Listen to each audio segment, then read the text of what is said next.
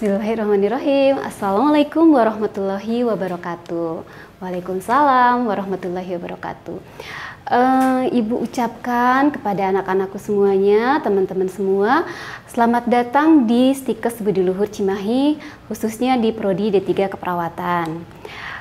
Pada kali ini saya akan memberikan sedikit penjelasan program awal semester ganjil ini ya. Jadi saya nanti akan memberikan gambaran kepada teman-teman kira-kira apa saja sih yang akan kita lalui selama kurang lebih 3 tahun ini di Stikes Budi Luhur Cimahi, kemudian proses akademiknya seperti apa, kemudian saya juga ingin memperkenalkan tim-tim saya supaya nanti juga teman-teman akan mengenal dan akan tahu walaupun kita tidak bisa berjumpa secara tatap muka ya. Oke, are you ready ya? Nanti teman-teman akan berubah ya dari siswa menjadi mahasiswa. Tentu saja ini adalah perlu adaptasi yang sangat kuat sekali ya.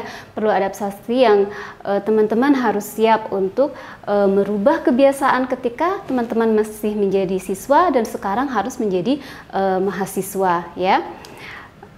Baik, tak kenal maka tak sayang, tak ta'aruf maka tak sayang. Saya ingin memperkenalkan teman-teman tim di prodi saya. Yang pertama yang ingin saya kenalkan adalah Ibu Siti Aminah M.Kep ya. Nanti silahkan teman-teman akan bisa melihat nomor teleponnya. Ibu Siti Aminah ini adalah sebagai sekretaris program studi ya. Selanjutnya yaitu adalah Ibu Ratna Wulan. Ibu Ratna Wulan ini adalah sebagai KUR akademik. Jangan lupa teman-teman boleh nanti ditulis di nomor teleponnya supaya nanti teman-teman akan mudah untuk menghubungi beliau-beliau ini. Kemudian yang ketiga adalah Ibu Tri Wahyuni. Ibu Tri Wahyuni Ningsih ini adalah dia sebagai KUR kemahasiswaan. Nanti teman-teman ini akan semuanya memperkenalkan diri secara langsung dan live kepada teman-teman. Oke, selanjutnya adalah KUR bagian penelitian dan pengabdian masyarakat. Ini adalah Ibu Rudi Karni. Jadi nanti teman-teman kalau ada pengabdian masyarakat, kalau ada penelitian, nanti akan ikut serta bersama-sama dengan tim Prodi D3 Keperawatan, khususnya dosen-dosennya, untuk kita bersama-sama melakukan berbagai macam kegiatan-kegiatan. Termasuk di dalamnya adalah ada penelitian, kemudian ada pengabdian kepada masyarakat ya. Oke, yang berikutnya itu adalah Ibu Winda. Ibu Winda ini beliau sebagai audit mutu internal. Jadi kita di prodi ini mempunyai seseorang yang harus mampu mengaudit mutu internal di prodi supaya semua proses pembelajaran itu bisa berjalan dengan baik dan benar sesuai dengan standar operasionalnya dan kemudian standar dari SNDikti-nya. Dan yang terakhir yang ingin Ibu perkenalkan adalah bagian administrasi program studi. Kelihatannya teman-teman akan lebih banyak sekali berkecimpung atau berkomunikasi dengan Ibu ini. Ya, namanya adalah Ibu Ihda Rihyani Rahdini SPD. Nanti teman-teman akan melihat Ibu Ida akan memperkenalkan diri secara langsung ya. Oke. Oh iya, Ibu sendiri lupa memperkenalkan diri ya. Ibu memperkenalkan diri ya. Nama saya Reini Astuti. Kebetulan pada saat ini saya diamanahi sebagai Ketua Program Studi D3 Keperawatan. Dan yang tadi saya perkenalkan itu adalah tim-tim saya ya. Ada sekretaris program studi, ada KUR akademik, ada KUR PPM, kemudian ada KUR kemahasiswaan, ada KUR audit mutu, dan ada administrasi. Itu adalah yang teman-teman tim nanti yang akan melayani, kemudian kita akan bekerja sama di Prodi D3 Keperawatan. Oke. Selanjutnya yang ingin Ibu perkenalkan, ketika kita ingin melakukan sesuatu atau ingin melanjutkan studi, tentu itu harus memiliki tujuan ya. Nah, begitupun dengan Prodi D3 Keperawatan ini, kita memiliki tujuan atau yang bahasa kerennya sih ya, kita itu adalah disebutnya adalah visi. Jadi kita memiliki visi program studi yang harus semuanya itu iramanya sama, baik itu dari dosen-dosennya, baik itu dari mahasiswanya, nanti kemudian ada hima itu adalah himpunan mahasiswa, itu semuanya harus satu irama untuk menuju visi atau tujuan tersebut ya. Oke, pada kali ini Ibu ingin memperkenalkan apa sih visi program studi D3 Keperawatan yang akan teman-teman lalui. Visi program studi D3 Keperawatan adalah ingin menghasilkan perawat yang unggul di bidang keperawatan lansia. Kenapa sih Bu di keperawatan lansia? Karena tren dan isu di dunia, di Indonesia maupun di dunia, ini angka kejadian atau angka populasi lansia itu terus bertambah ya. Ini adalah satu peluang buat kita, apalagi kalau misalkan teman-teman mempunyai cita-cita ingin bekerja di luar negeri. Ya, di luar negeri, khususnya misalkan di Jepang, kemudian ada di Jerman, Belanda, mereka itu adalah krisis perawat yang ingin merawat para lansia. Jadi mereka itu lansianya banyak, kemudian usia produktifnya sedikit ya. Jadi mereka memerlukan sekali tenaga-tenaga kesehatan untuk khusus merawat lansia. Nah, itu mengapa kita di Prodi D3 Keperawatan ingin unggul di bidang keperawatan lansia, karena tren dan isu nanti ke depan itu akan menjadi ranah atau ladang kita untuk bekerja. Kemudian berjiwa entrepreneur ya. Saya berharap nanti teman-teman setelah keluar dari Prodi D3 Keperawatan ini memiliki jiwa entrepreneur. Entrepreneur itu bukan berarti dagang, itu dagang juga masuk ya, termasuk dalam entrepreneur, tapi ada jiwa wirausaha, ada jiwa ingin mengembangkan kewirausahaan ya.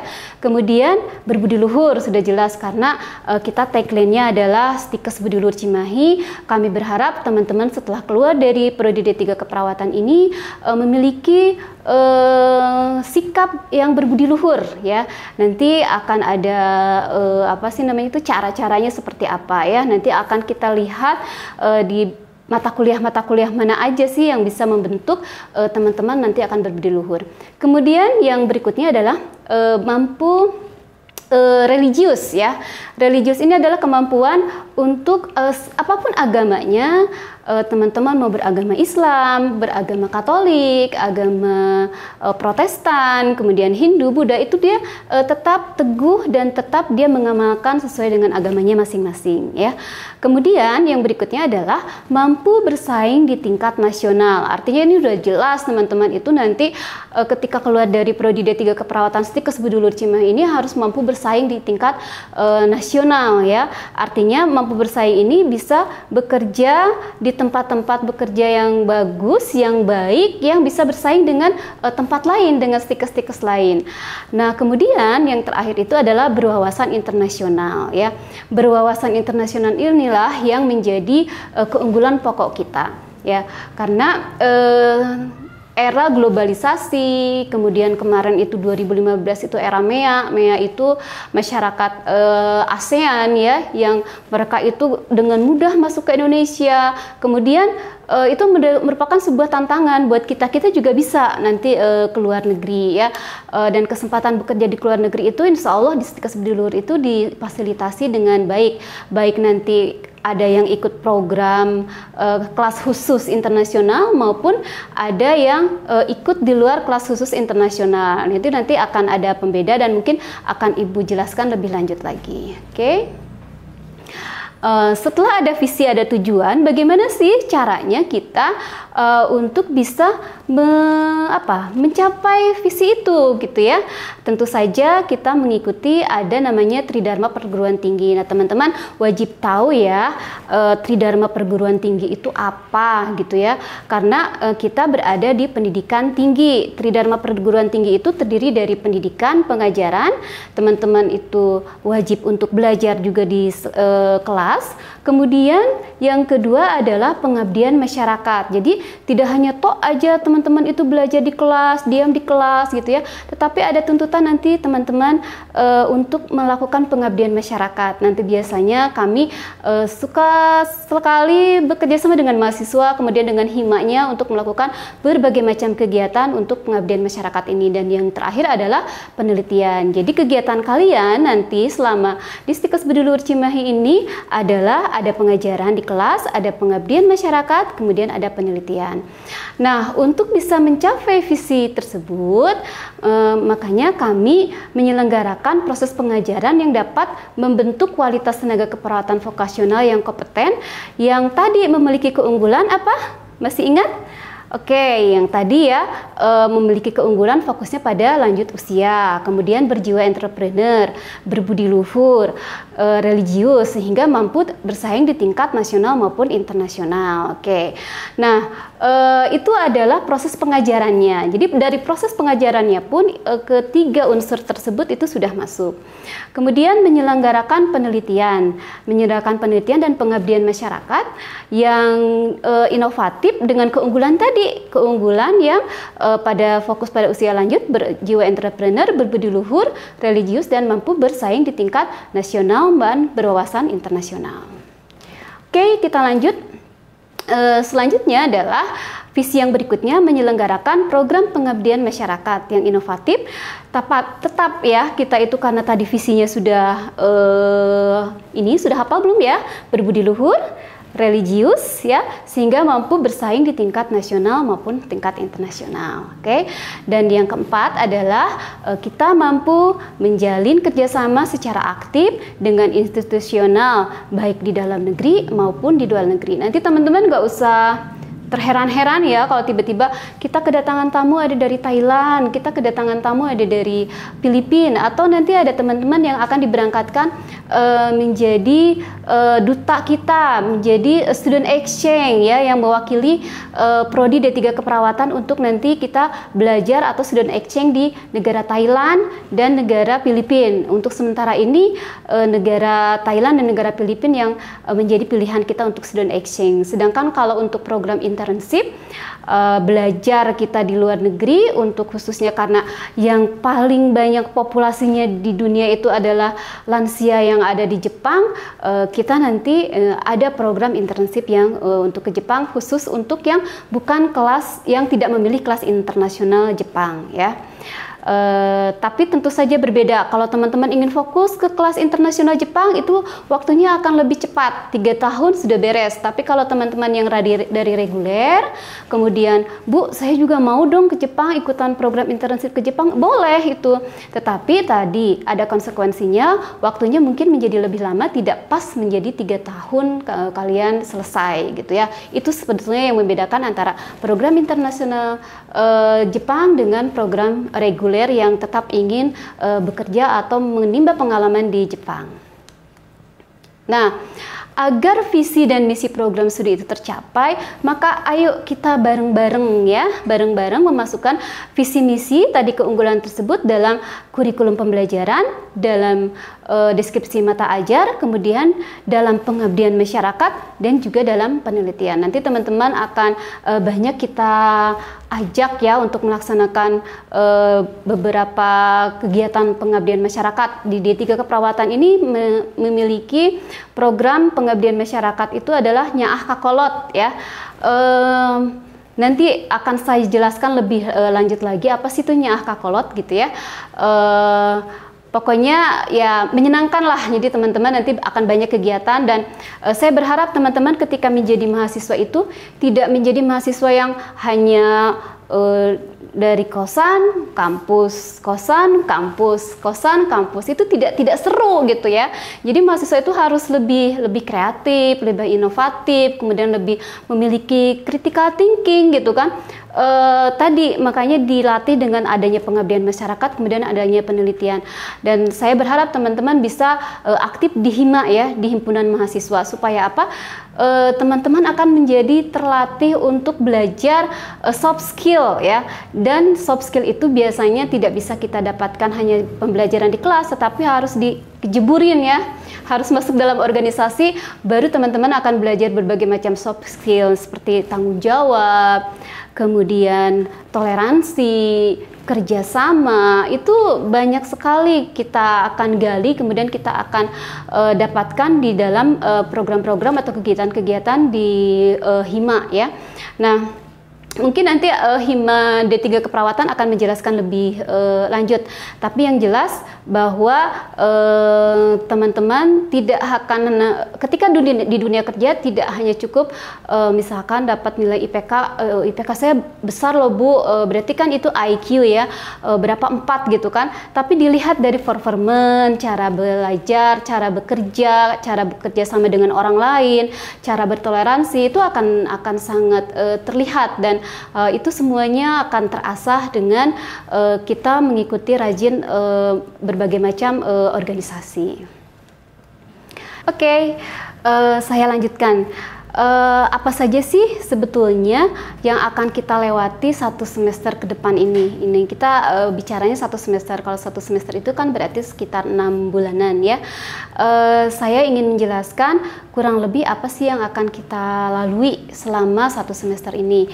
Yang pertama adalah perwalian dan KRS online. Mungkin teman-teman sudah otomatis ya, karena mahasiswa teman-teman semuanya itu adalah mahasiswa baru, mahasiswa tingkat 1 yang sudah otomatis itu nanti termasuk ke dalam sistem, jadi tidak perlu lagi untuk menginput KRS online ya.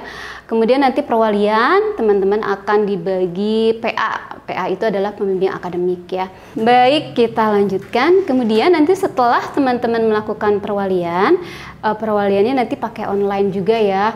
Bisa nanti kita bikin grup di WA, atau nanti mungkin kalau ingin bertatap muka dengan menggunakan fasilitas Zoom ya, atau Google Meet. Nanti itu sesuai dengan kesepakatan dengan PA ya. Setelah perwalian nanti kita akan melaksanakan perkuliahan. Perkuliahan kita akan serentak dimulai pada tanggal 7 September sampai 19 Desember 2020 ya. Jadi pas semuanya itu pembelajaran itu adalah 14 minggu ditambah 1 minggu untuk UTS dan 1 minggu untuk UAS ya. Kemudian di tanggal 21 Desember sampai tanggal 2 Januari kita ada libur Natal dan Tahun Baru. Ini lumayan ya, ada kurang lebih 2 minggu teman-teman libur. Kemudian nanti akan ada ujian tengah semester. Ujian tengah semester itu akan dilaksanakan pada tanggal 26 sampai 30 Oktober. Jadi setiap teman-teman pertemuan, karena tadi 14 kali ya, 14 kali dibagi 2 menjadi 7 kali pertemuan. Setelah 7 kali pertemuan teman-teman UTS ya. Setelah teman-teman selesai UTS melanjutkan lagi materi. Setelah 7 kali pertemuan kemudian nanti teman-teman akan UAS ya. Ujian akhir semester, UTS ujian tengah semester ya. Mungkin itu sudah tidak asing lagi, samalah dengan kayak istilah-istilah teman-teman di SMA. Kemudian teman-teman akan dibekali sertifikasi teknik aplikasi komputer. Karena kita dalam masa COVID ini, maka semua proses pembelajaran akan dilakukan melalui daring. Daring itu apa? Ada yang tahu? Daring itu apa? Dalam jaringan, atau kita menggunakan online. Kalau luring luar jaringan, berarti kita ada tatap muka. Ya, saya sih berharap semoga COVID ini segera berlalu ya, sehingga kita bisa bertatap muka langsung ya dengan teman-teman semua, tidak hanya lewat dunia maya ya. Kemudian ada sertifikasi teknik aplikasi komputer ini, nanti di dalamnya teman-teman akan belajar teknik-teknik dasar, belajar Excel, kemudian Windows, dan bagaimana mengaplikasikan perkuliahan dengan menggunakan online ya. Bisa dengan menggunakan Edmodo, nanti kita akan perkenalkan. Kemudian kita akan bisa menggunakan pembelajaran dengan cara Google Classroom ya. Itu ada beberapa pilihan lah. Nanti teman-teman tergantung biasanya dosennya itu sukanya apa gitu. Bu, saya kalau Zoom itu habis kuota, gimana ya Bu ya gitu kan. Soalnya Zoom itu kan lumayan nyedot kuota ya.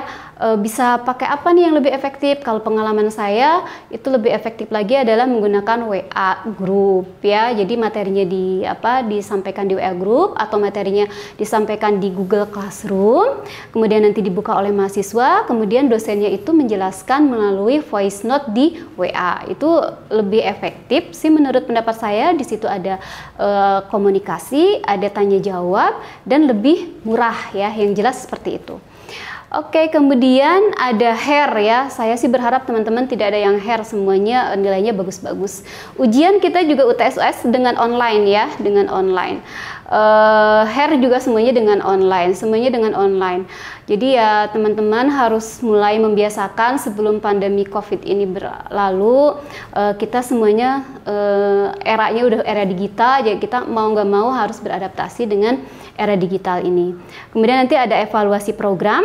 Evaluasi program akan dilaksanakan pada tanggal 25 sampai 30 Januari 2021 ya. Nanti itu adalah selesai masuk semester 1 ya. Semester 1 akan selesai pada tanggal 30 Januari 2001. Kemudian setelah itu nanti kita akan lanjutkan ke semester berikutnya, semester genap, dan itu nanti akan ada penjelasan secara khusus. Baik teman-teman, selanjutnya saya ingin menjelaskan kepada teman-teman mata ajar apa atau mata kuliah apa aja sih yang akan teman-teman lalui dalam satu semester ini. Tentu saja bertanya-tanya kira-kira pelajarannya sama nggak ya dengan SMA gitu ya, seperti apa gitu. Pada saat ini saya akan menjelaskan mata kuliah atau mata ajar yang akan teman-teman ampu itu kurang lebih ada 9 mata kuliah. Ya, jumlahnya kurang lebih 21 SKS ya. Mata kuliah yang pertama itu adalah Pancasila. Pancasila ini adalah mata kuliah MKDU atau mata kuliah umum yang wajib harus itu dari program pemerintah itu harus ada. Kemudian nanti teman-teman akan belajar mata kuliah ilmu biomedik dasar. Belajar lagi tentang fisika, belajar tentang anatomi, dan belajar tentang fisiologi. Karena kan teman-teman di sini fokusnya sudah ke keperawatan. Nanti keperawatan itu ya seputar itu. Nanti harus tahu anatomi tubuh kita, kemudian fisiologinya, cara kerja tubuh kita itu seperti apa yang normalnya ya. Kemudian ada fisika, dan fisikanya pun itu akan berkaitan dengan keperawatan atau kesehatan. Pelajaran selanjutnya itu adalah mata kuliah selanjutnya adalah konsep dasar keperawatan ya. Teman-teman nanti akan belajar di konsep dasar keperawatan itu apa itulah keperawatan, bagaimana sih keperawatan itu, falsafahnya seperti apa, nanti akan dikupas tuntas ya.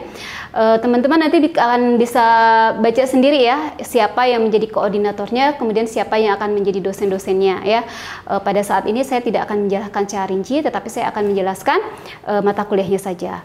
Kemudian mata kuliah yang berikutnya itu adalah bahasa Inggris atau English for Nursing. Ini khusus bahasa Inggris yang untuk nursing, bukan bahasa Inggris yang umum. Jadi nanti belajar akan ada istilah-istilah Latin yang memang tidak dikenal oleh bahasa-bahasa Inggris secara umum gitu ya. Karena nanti di keperawatan atau kesehatan itu ada bahasa-bahasa yang memang bahasa-bahasa khusus untuk yang dimengerti di keperawatan. Kemudian ada etika keperawatan, kita harus belajar bagaimana sih etika keperawatan itu, apa bedanya etika dengan hukum dan lain sebagainya ya. Kebetulan nanti kalau etika akan bertemu dengan saya, kemudian akan ada belajar metodologi keperawatan. Karena teman-teman sudah memilih keperawatan, jadi teman-teman nanti harus belajar apa sih, gimana metodologi keperawatan itu, dari prosesnya itu seperti apa, bagaimana, dan semua dasar-dasar itu nanti kita akan berikan supaya nanti teman-teman mendapatkan gambaran, oh seperti ini nanti pekerjaan saya sebagai seorang perawat. Kemudian akan belajar komunikasi. Komunikasi ini adalah khusus komunikasi terapeutik atau khusus komunikasi tentang keperawatan. Karena kita ini adalah perawat, nanti kita akan ketemu dengan pasien, tidak ketemu selalu dengan komputer misalkan atau dengan benda mati. Kita akan ketemu selalu dengan benda-benda hidup ya, makhluk hidup maksudnya, bukan benda hidup ya. Artinya kita perlu adanya komunikasi. Nah, bagaimana sih komunikasi yang efektif, bagaimana sih komunikasi yang baik, yang khusus untuk di keperawatan ini, sehingga komunikasi itu menjadi efektif dan menjadi alat penyembuh atau membantu penyembuhan dari pasien. Kemudian belajar bahasa Indonesia. Bahasa Indonesia belajar lagi ya, tapi mungkin berbeda dengan bahasa Indonesia ketika SMP atau SMA. Kita lebih pada bagaimana penggunaan EYD, ejaan yang disempurnakan. Itu adalah khusus untuk penulisan nanti di karya tulis ilmiah ya. Bagaimana penempatan bahasa Indonesia itu yang baik untuk sebuah karya tulis ilmiah. Kemudian ada satu mata kuliah yang menjadi keunggulan kita. Karena tadi saya sudah jelaskan ya bahwa visi misi kita salah satunya itu adalah memiliki jiwa budi luhur. Nah, disinilah kita nanti akan belajar wawasan kebudiluhuran. Ya, teman-teman nanti akan ada 2 SKS ya. 2 SKS itu kurang lebih 100 menit dalam setiap minggu untuk belajar kebudiluhuran itu seperti apa sih, bagaimana sih sikap yang berbudi luhur itu bagaimana gitu ya, seperti itu. Nanti mungkin teman-teman akan lebih jelasnya lagi kalau nanti teman-teman langsung bisa belajar ketika nanti tatap melalui daring ya. Selanjutnya saya ingin menjelaskan tentang jadwal perkuliahan. Jadwal perkuliahan kita akan susun dari hari Senin sampai hari Jumat. Jadi hari Sabtu itu dan hari Minggu itu biasanya bisa teman-teman lakukan untuk kegiatan-kegiatan lain, misalkan keorganisasian atau mengerjakan tugas-tugas ya. Tidak hanya main saja ya, main boleh tapi nanti ada waktunya. Untuk hari Senin nanti kita akan belajar mata kuliah Pancasila. Koordinatornya Ibu Rudi Karmi ya, tadi yang sudah memperkenalkan diri. Kemudian itu jam 8 sampai jam 9.40. Jadi satu kali pertemuan untuk 2 SKS itu kurang lebih hanya 100 menit saja teman-teman. Kemudian yang berikutnya adalah English for Nursing tadi ya. Nanti akan diajarkan oleh Pak Wawan. Itu jam 10 sampai jam 11.40. Kemudian nanti kita ada Isoma ya, jam 12.00 sampai jam 13.00 untuk istirahat, sholat dan makan. Kemudian nanti akan dilanjut di hari Senin ini pukul 13.00 sampai 14.40 untuk dilanjutkan dengan mata kuliah etika keperawatan yang kebetulan koordinatornya itu adalah saya ya. Untuk hari Selasa kita belajar tentang biomedik dasar. Nanti teman-teman akan diperkenalkan dengan Dr. Luki, dengan Pak Anwar, kemudian ada beberapa tim yang lain, tetapi koordinatornya di sini adalah Ibu Rudi ya. Tadi belajar tentang anatomi, bagaimana fisiologi, anatomi itu ya kayak pasti teman-teman waktu di SMA kalau yang kelas IPA pasti sudah belajar ya anatomi tubuh itu seperti apa, fisiologinya itu bagaimana. Fisiologi itu adalah cara normal ya, tubuh bekerja secara normal itu bagaimana sih sistemnya. Kemudian akan belajar KDK. Tadi KDK itu adalah konsep dasar keperawatan dengan Ibu Siti Aminah bersama dengan tim, itu jam 11 sampai jam 12.40. Kemudian setelah istirahat jam 13.00 sampai jam 14.40 nanti kita akan belajar tentang metodologi keperawatan yang akan dikoordinatori atau dipimpin oleh Ibu Tri Wahyuningsih. Nah, untuk hari Rabu, ini akan belajar biomedik lagi ya, nanti akan dipisah-pisahkan karena biomedik itu seharusnya tuh ada praktikum. Nanti kita akan bikin sedemikian rupa bagaimana sih praktikum mengenal anatomi fisiologi hanya dengan menggunakan video. Insya Allah kalau COVID sudah berlalu nanti kita bisa melihat laboratorium anatomi kita. Kemudian komunikasi ya, komunikasi keperawatan yang sudah saya sebutkan tadi itu jam 10 sampai jam 11.40. Kemudian untuk yang selanjutnya setelah Isoma adalah tentang wawasan kebudiluhuran.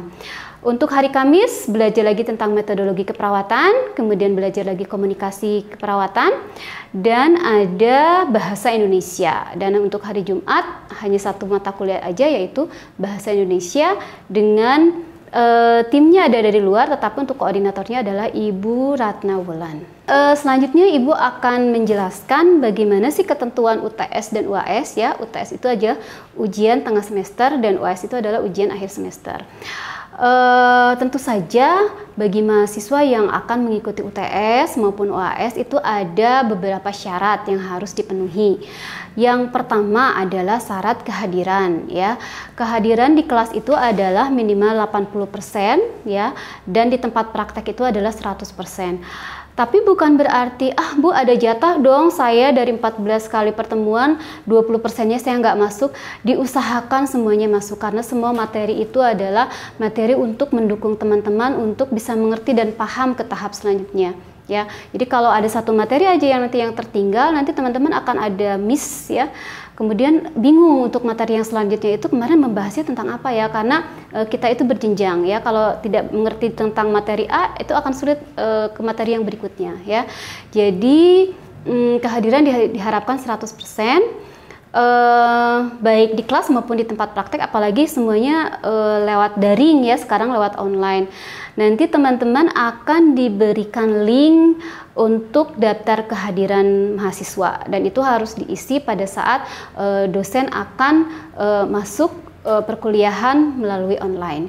Kemudian syarat administratif ya, syarat administratif itu adalah mahasiswa sudah membayar SPP tahap 2 dan membayar administrasi untuk UTS ya. Itu tahap 2 itu kalau untuk UTS.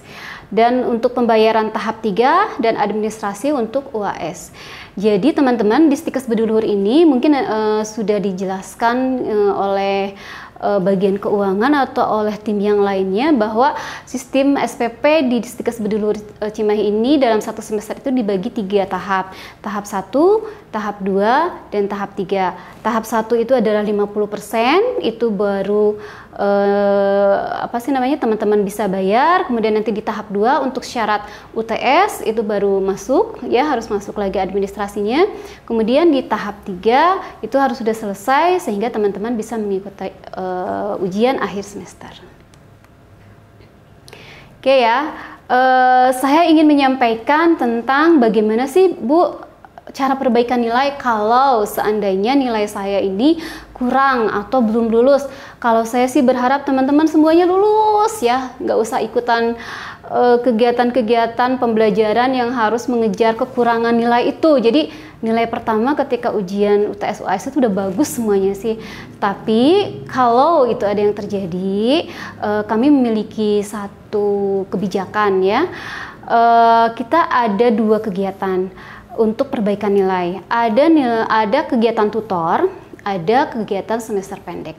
Apa Ibu itu tutor? Tutor itu adalah jika nilai mahasiswa mendapatkan nilai C atau C+, dan mahasiswa tersebut ingin meningkatkan nilai kelulusan menjadi B+, menjadi B, atau menjadi A. Itu diperbolehkan. Nah, kalau yang semester pendek itu adalah jika mahasiswa tidak dinyatakan lulus. Jadi, mahasiswa tidak dinyatakan lulus itu kalau dia nilainya D atau E ya. Itu wajib mengikuti semester pendek, dan pertemuannya itu harus 14 kali pertemuan, walaupun nanti akan dipadatkan berapa hari itu bisa bisa diaturkan, tapi yang jelas nilai jam kemudian nilai pertemuannya itu setara dengan 14 minggu pertemuan. Oke, alur komunikasi antara orang tua, kemudian antara pembimbing dan antara prodi. Jadi kita harus tetap menjalin komunikasi antara orang tua, antara pembimbing akademik, dan antara program studi. Jadi tadi teman-teman kan tadi saya sudah jelaskan ya, akan dibagi pembimbing akademiknya itu oleh siapa. Nah, teman-teman biasanya yang akan melaporkan kepada PA itu adalah koordinator mata ajar. Contohnya nih, si A, Ibu ini sudah 3 kali pertemuan atau 4 kali pertemuan dia tidak hadir gitu. Nanti PA akan menelusuri ya, menghubungi PA, koordinator nanti akan menghubungi PA, PA akan menelusuri ini ada masalah apa gitu ya, ada masalah apa. Oke, nah kalau dari pembimbing akademik misalnya nih teman-teman sudah menghubungi pembimbing akademik, ternyata pembimbing akademik ini dia kesulitan untuk membantu menyelesaikan masalah. Nah itu biasanya akan